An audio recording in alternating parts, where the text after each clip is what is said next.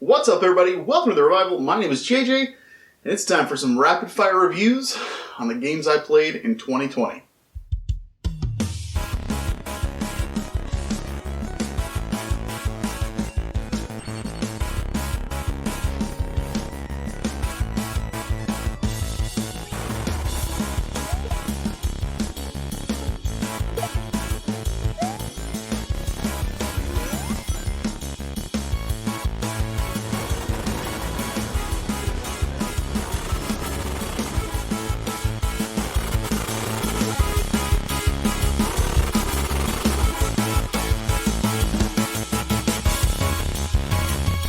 So if you're newer to my channel, every year at the beginning of the year, and I will be doing one again next year, I put together a list of 20 games that are in my backlog. They're not new. They're just anywhere between like super retro to, last gen or something that came out like the year prior or something like that.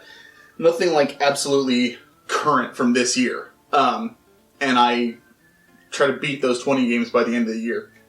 So I actually finished this list of 20 in I think early August or something. So I had quite a bit of time left, thankfully, and I'm glad I did it that way because part of me was like, I might be able to squeeze in 30 games next year, but then another part of me was like, yeah, but if you do that, you won't have a lot of time to play newer games, and I like doing the top fives from each year as well, so I'm gonna hold off on playing 30 games and just keep it at 20. But basically, this is where I come back, now that I'm done, and I talk about, it'll be split up into two videos. I will talk about the first 10 games and second 10 games. And just kind of give you like a brief overview about what I've played. I might look down every now and then, and that's because I've got my list right here in my lap, so it's on my phone. But if I do, and you notice that, then just be like, oh, okay, well, that's what he's looking at. Alright, so let's get started. Number one, and also this isn't the order that I played them in, this is just the order that I had them typed up on the sheet that I was working off of. But the first game that I'm going to talk about is Legend of Legaia on PS1. I have been wanting to play this game to completion ever since I got it, ever since it came out in the 90s.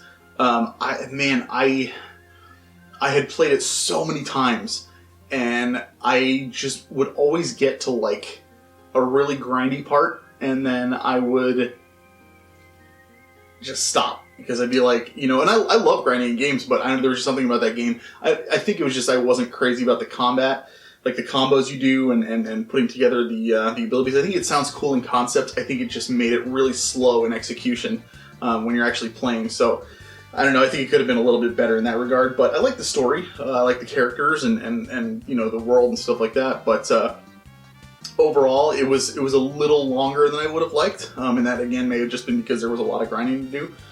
I also realized why there's so much grinding, and it's because if you do, in order to get the equipment, because I didn't grind for levels, I grinded for money in order to buy the next equipment set when you went to the next town, and when I did that, the game became stupid easy. And after reading online afterwards, I found out that they designed it that way, so you can kind of challenge yourself, and if you do decide to grind and stuff like that, you can kind of set the difficulty that way, but instead of levels to make it easier, you are getting your equipment and making it easier on yourself that way. You're still gaining levels, but leveling up is pretty slow still, no matter what, even if you do grind. Overall, I'd say it was a decent game. I think it's a good piece of PS1 history. And I think it's worth a shot if you like JRPGs. Chances are, if you liked RPGs in the PS1 era, you've already played it. I just had never finished it before, and I really wanted to do that. And part of the reasons I do this 20 games a year thing is because it helps me keep me accountable for the games that I'm going to play. So, finally glad to get that off the backlog. I probably won't ever go back to it again, but it was a fun game. Next up, we have Dragon Quest IX on the DS. I thought it was okay. It's definitely begging you to play its multiplayer features quite a bit, and I did not do that at all. I didn't have anybody to play with, so I just kind of just went through, and I didn't want to put pressure on people to try and keep up with me while I was playing. That way, I could have somebody to stick with me, because I play through these games pretty quick. And I didn't want to put that pressure on somebody else to try and keep up with me when everybody's got real life things to do. So I kind of just played through it single player. The characters are all created by you, so it's not like, you don't really get to learn much about them specifically. Overall, the game itself was okay. The gameplay was good, standard Dragon Quest, but they kind of just made it more like open as far as putting yourself into those characters. And it's kind of like having, a lot of games do silent protagonist, and they expect you to kind of put yourself into their shoes. It's kind of like that with every character that you play and create in this game. But it's standard Dragon Quest. I liked it. It's not one of my favorites in the series. So but I was definitely stoked afterwards to get to 11. And that will be a review coming up soon on the channel. Because I'm currently, as of recording this, I'm currently playing through it right now and really enjoying it. So, look for that in the future. And Dragon Quest IX was pretty solid. Next up is Kudelka on PS1. This is a kind of a precursor to the Shadow Hearts games, if I'm not mistaken. I've had a lot of people begging me to play the Shadow Hearts games, and I knew about Kudelka, so I was like, I'm going to play this first, just to do that, because from what I understand, there are some subtle references later on. So I wanted to check it out, and I really, really liked it so much more than I was expecting to. It was tough, but it was fair, if that makes sense. It was like a horror JRPG with turn-based combat, and I really, really liked it. The battle mechanics were a little wonky at times just because of the positioning and all that stuff, but overall I had a really good time with it. And again, it's another one of those where I mentioned Legend of Legaia earlier, and I would be willing to bet more PS1 RPG fans have played Legend of Legaia than Kudelka. So I would say if you're a JRPG guy and you like those PS1 games and you haven't tried it, give it a shot, because it's not a long game either. It didn't take me very long to beat. But it was one of the first games that I finished this year, and I really, really enjoyed it. So, if you're on the fence, if you ever catch it, I don't think it's very cheap either, unfortunately. But if you have the opportunity to play it, definitely check out Kudelka, because it's a solid good time. And then we come to Sweeken Tactics on the PS2. So I loved it. I thought it was a really fun game. It is a neat tactical JRPG. I still much prefer something like Final Fantasy Tactics, because it's a lot deeper in the combat. Sweeken Tactics is pretty basic when it comes to the combat in the game. It is kind of cool how you mess with the terrain a little bit and you're using movesets. The biggest disappointment for me, though, was because it wasn't, you're recruiting 108 Stars of Destiny, which was unfortunate. You recruit a lot of characters, don't get me wrong. There's close to half that amount, but I really, really like the Suikoden aspect of recruiting the army and doing 108 stars. And I'm glad I played Suikoden 4 first, because this game, the beginning of it takes place before Suikoden 4, and then it kind of shuffles forward to afterwards. And you do, if you have a save file, you get some special stuff into the game, which was really cool. Overall, I loved the experience. It was great. The story was fun. The characters were great. Combat, again, was a little bit basic, but that's not a knock on it, because for me, when it comes to tactical RPGs, quite frankly, the less complex, the better. It's one of the reasons I liked Shining Force so much. I just really, really freaking adored that game because it was so simplistic and I could focus on the story and the characters. And that's how it was with this game. So I really enjoyed my time with it. Honestly, I might go back and try it again at some point in the future. So we'll see. But Suikoden Tactics is really good, and I'm super excited to get to Suikoden 5 at some point. Next up, we have Assassin's Creed Unity.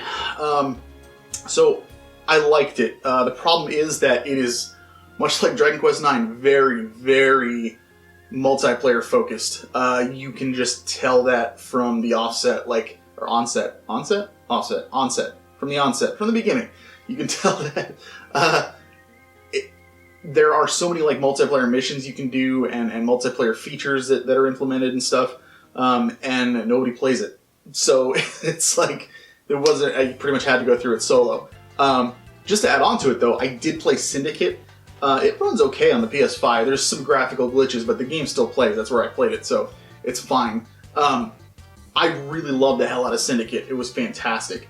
But Unity was the one that I put on the list. I finished that. I just didn't do as much as I normally would do in an Assassin's Creed game, just because it was so multiplayer focused, but I didn't have the multiple players that would require to do that stuff. So, but still a fun game nonetheless, and I'm definitely looking forward to getting into next game on should be Origins coming up soon. So we'll see. Wild Arms Ultra Code F.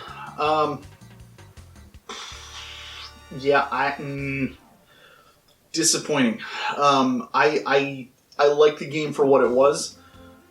I think they should have just made an entirely new game rather than saying like, hey, it's a remake of Wild Arms, because you're looking like, at least I went in looking for the original characters and story from Wild Arms 1, just with the new ones added in, and it has that, but it's so different in the execution as far as like the story beats, that it's a little jarring at times, because you're like, well, I don't remember this. What the heck? And then the new characters that it promises you that join you along the way will come in for like a really short segment, and then they're gone, and then you don't get them again until the very end of the game. So you're pretty much stuck with the other three, and that was kind of my big draw, was that I wanted to try with these new characters. And because they came in at the end, like I was like, well, I've been using everybody else, the main three characters the entire time anyway, so I'm just going to stick with them, because I don't like when games give you party members at the end of a game, because it doesn't give you enough time to get to know them and use them and fight with them and that kind of stuff. So that was a little disappointing. If they had just made a separate game, I don't know, Wild Arms 6 or whatever number it was on when it came out, that would have been preferable to me. Not a bad game at all. It's fine in its own right, but just the fact that it was technically a Wild Arms remake, or reimagining, however you want to phrase that, I just wasn't as crazy about it. I still prefer the original over it, unfortunately, and it's stupid expensive at this point too. So I would say it's probably not even worth it, unless you're just a diehard Wild Arms fan. So Half-Life 2, I finally played this game, which has been put off for years. Obviously didn't have the same impact as when it first came out and people were seeing all this stuff for the first time. But the good thing is I'm very, very good at putting myself in that mindset of when it came out. So I was still able to appreciate everything that it did and have a lot of fun with it. Things like the gravity gun and everything like that. I was like, this is actually really, really cool. And I know plenty of games today that don't have this kind of thing. So it's really, really, it was a lot of fun to play. A little lengthy on some of the levels, kind of dragged on a little bit longer than it probably should have. So the pacing wasn't all there, but the game itself overall, I just love playing games that are a big part of video game history. And so when I get to, go through something like that, it's a real, real treat. And I enjoyed it, and once I got done, I was really, really satisfied and happy that I finally got to experience a game that people still talk about to this day as being super revolutionary when it came out. Xenoblade Chronicles 2, Torn in the Golden Country. I'm going to say I liked it. I'm not going to go super in-depth because Adrian and I talked quite a bit about it on one of the episodes of Pixel Perspective. I enjoyed it a lot. I actually liked it better than Xenoblade Chronicles 2. Granted, it was a lot shorter, but the characters just were more likable. It was a lot better paced. The only problem that I could see some people having with it, didn't bother me, but I know some people had problems with like the walls that you have to get through, as far as like you can't move on with the story until you've done these side quests all over here. And quite often there were quite a few to do. I tend to do that stuff as I'm playing through it, so it never really became a factor for me. But I could see that being an issue for some people, and I completely understand it. Overall, great game though. Really, really enjoyed it. If you played Xenoblade Chronicles 2 and you liked it, I definitely recommend checking it out at some point. Star Ocean: The Last Hope. So I played the re-release on PS4. I own it on PS3, but I played it on PS4. Well, PS5. But, man, I enjoyed the hell out of it. Like, again, another one that dragged on really long, and it probably overstayed its welcome a little bit, because by the end I was like, alright, I think I'm ready to move on to something else, and there was still a good chunk of the game left. But I liked the characters, I liked the planets that you go to. It was a good representation of what I think Star Ocean games should be. That mix of sci-fi and fantasy, and traveling the stars, going to different planets while still like using swords and these, you know, medieval weapons and stuff like that. So I really enjoyed it. I just super action packed. Man, I could have, if you want to do everything, there's, you know, 100+ hours of content there. There was still so much for me to do afterwards. I was just ready to move on. So I did. But I really enjoyed it overall, and great entry into the series in my opinion. And finally for this video, Metal Gear Solid 3 Snake Eater. I've talked a little bit about it, I think in one of my earlier videos, I'm not sure, but I'm just not a massive Metal Gear Solid fan. I think the story is cool.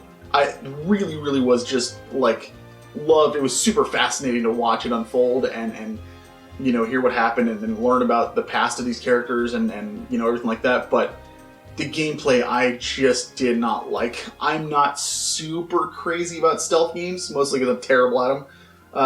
But even so, like this was just like, especially if you play it now, it's really hard to like see things in like this jungle area. So a lot of things will jump out at you, and then even then sometimes it's like the fight with the sniper. Oh my god, it was just rough.